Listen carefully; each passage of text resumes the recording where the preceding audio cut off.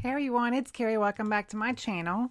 Today we're going to be doing some techniques that I personally have not ever done before, and I've always wanted to try it, but for some reason or another never tried it. So I'm going to show you guys, if you've never done embossing with your dies, I'm going to show you how I am doing that today with that technique. So we're going to start off by making, if you've got a Sizzix machine, you turn to your tab 1 on your multi-purpose platform, and then there is you put a cutting pad down, one of your cutting pads, and then you place down, I have one of these rubber mats. I believe this is from Sizzix, and it's just a rubberized mat, and I'm just going to place that down onto my cutting mat here. And then you place down your cardstock. I'm going to turn my mat over because I had some like strays of cardstock that I didn't want to get stuck onto my cardstock. So that's why I turned it over. But I'm placing down my cardstock, and now this is the die I'm going to be using.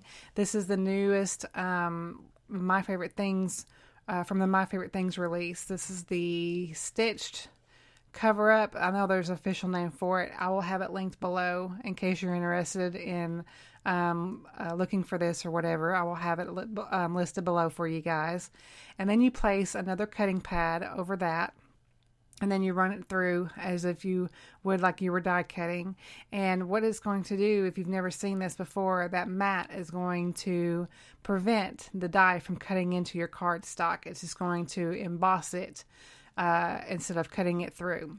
So I'm going to remove the die here, and I'm going to show you this really neat embossed look. It's really a fun technique, and I'm probably going to do it more often now that I've actually done it for the first time. So I don't know why I've never, of the almost 6 years that I have been crafting, 6 years I've been crafting, I've never done this. So I'm happy to do it for you guys today in this video. So I'm going to go ahead and take a couple of these stitched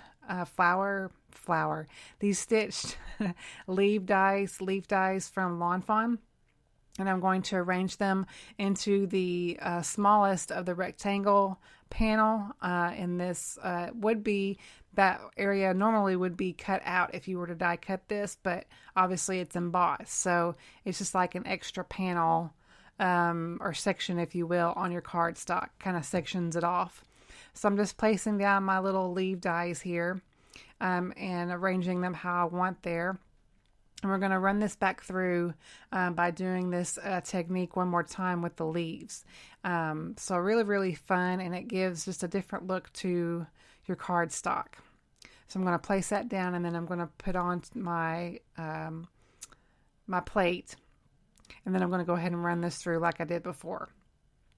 Really fun. Like I said, it gives you a little bit more link. What am I trying to say? It gives you more options to using your dies. It's really a cool technique to get more out of your dies than just die cutting them. So you can see there, I'm going to show you kind of this by the side here, but you see that texture, and it is so much fun. And I love that stitch detail too. So we're going to go ahead and do some stamping. Like I said in my latest haul video, I was going to use this Altenew stamp set. This is called Halftone Happy, and I'm using the first Happy sentiment, and I'm inking it up with the pumpkin spice ink. This is from Lawn Fawn. This is part of my newest goodies that I have picked up, so I wanted to use them and get some use out of them. And so I really do like this stamp. It just gives the illusion that it is giving an ombre effect. It is really a fun stamp, so I highly recommend them. I think they have another sentiment stamp set like this. I'm not exactly sure what's in it, but it gives the illusion of how it's designed with the little dots, and then it goes down and it gets more solid. It gives that ombre appearance, so it's really fun. So I'm going to use this. I've already got my letters placed onto my block here, but I'm using the Violet's ABCs from Lawn Fawn here, and I've spelled out the word fall. I'm just going to say happy fall. Today, as I was making my card, had the window open because it was like in the 60s, and it was, it felt like fall. So it really did inspire me to make this card for you guys today. So I'm going to stamp that down, and then I'm going to ink it up again and stamp it over again because I want it just a little bit darker than just the first stamp. So I'm going to line that back up and stamp it again. And so we've finished our sentiment stamping, and now we're going to move on to some inking of some leaves. I went ahead and done this before I started filming, but I went ahead and die cut 2 more of the larger leaves from that same die set from Lawn Fawn, and we're going to take some of these inks here. I've got dough, celery stick, pumpkin spice, and we'll see what the purple one is. Sugar plum, that's right. And we're going to use these inks and we're going to go ahead and ink them up. I'm going to use 2 colors each. And I really, really do think these colors are beautiful for fall. So I'm going to ink up with the sugar plum first.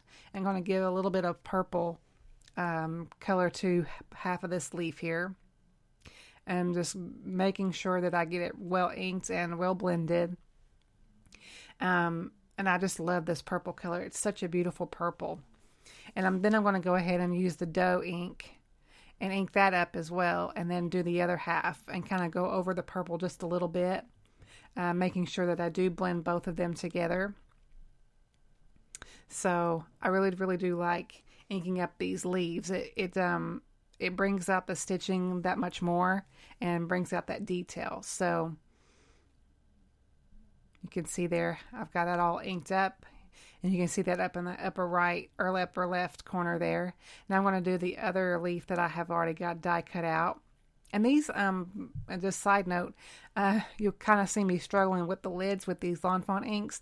Every single Lawn Fawn pad that I have bought, ink pad that I have bought, I tell you, these lids, they are on there. They are on there really good. And so you'll never fear of them coming off. So that's good. Just a side note. So anyway, so I've gone ahead and finished up the inking of my leaves. And so I'm done with that. And I'm just kind of seeing how I'm going to arrange them. And then I'm just kind of showing you, I'm going to trim off just a little bit off the sides of this just to get it just a little bit smaller so I can add it to my pattern paper here. This is from the Basil Basics. This is the Go Foil pattern paper, and I absolutely love it. This diagonal stripe is my favorite.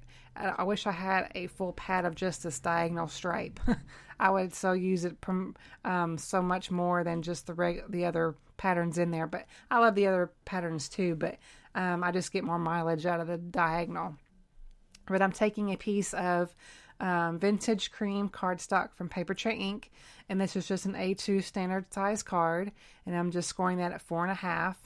And I'm just going to take my bone folder here, my Teflon bone folder, and just going to give that a really good crease. And then I'm going to add my pattern paper to my card base here. And then I'm going to pop up my main panel. So I'm going to add some foam adhesive to this, and I'm going to be pretty well generous with this because I do plan on sending this through the mail and I don't want it to get crushed. So I'm adding several strips on the back and making sure that it's well good and covered. Now I do have fun foam, but I forget to use it. I don't know why, but I have plenty of fun foam to use, but I just forget to use it. So, but this works just as well if you put plenty on there. So that would be fine. So I'm going to go ahead and take off the backings of those. And then I'm going to go ahead and apply that to my card base. Gives it really a pretty fun foil edge detail around the whole card there. And now it's time to place our leaves that we inked up earlier. And I'm going to just put some regular tape runner on that.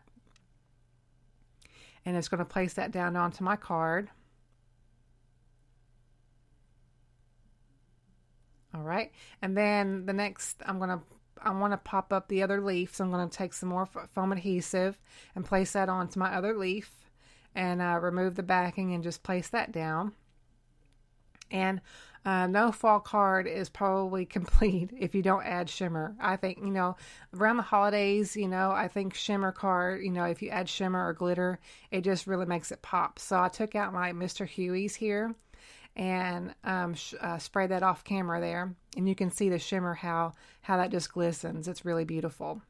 So anyway, that's our card for today, guys. Thank you so much for watching. The supplies I've used are listed and linked below the video. If you have any questions, just leave them for me in the comment section. Thank you so much for watching, and I will see you on my next video. Bye-bye.